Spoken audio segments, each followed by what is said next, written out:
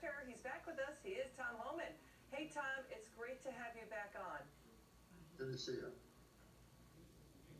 When you saw that at the debate last night, President Trump pointing out to Joe Biden and the viewing audience that it was former President Barack Obama who launched the fenced-in areas that have since been called cages to hold border crossers in detention facilities, including unaccompanied migrant children, do you think that the viewers and the voters got the message?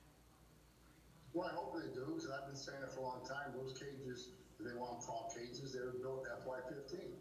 They were approved, planned, constructed, funded, and utilized under the Obama administration.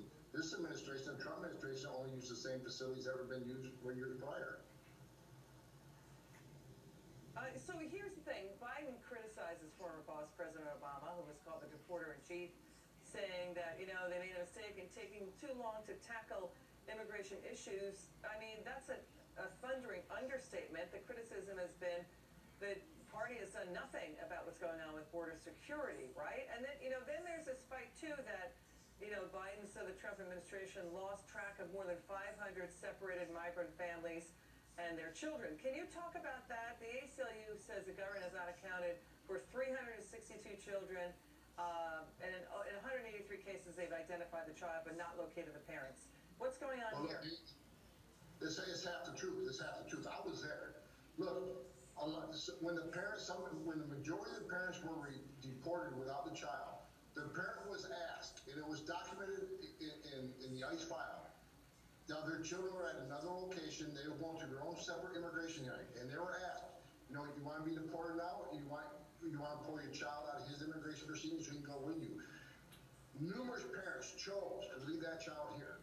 Numerous parents told our officers their whole intent was to bring their child into the country to go live with either the other spouse or a relative to get American education, hopefully they'll get documented in their future. And the parents will go back to Central America. That was their plan from the beginning. And let's talk, you know, at the same time they're talking about these 2,500 separations that happened in the beginning of zero tolerance, Liz. No one's talking about the 14,000 children that came to this country by themselves because their parents hired a criminal organization, the smuggling to the United States. 14,000.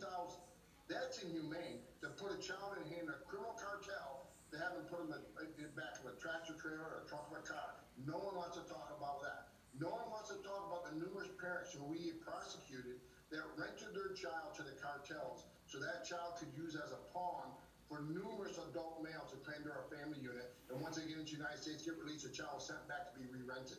So there's a lot more to this story than the ACLU is telling. Yeah. Wow, this is really serious humanitarian issues. We're so grateful you gave us all that detail. You were on with us last time, and you were talking about how you said that President Barack Obama called you into the White House and said you've got to basically detain these children and deport them. What happened there?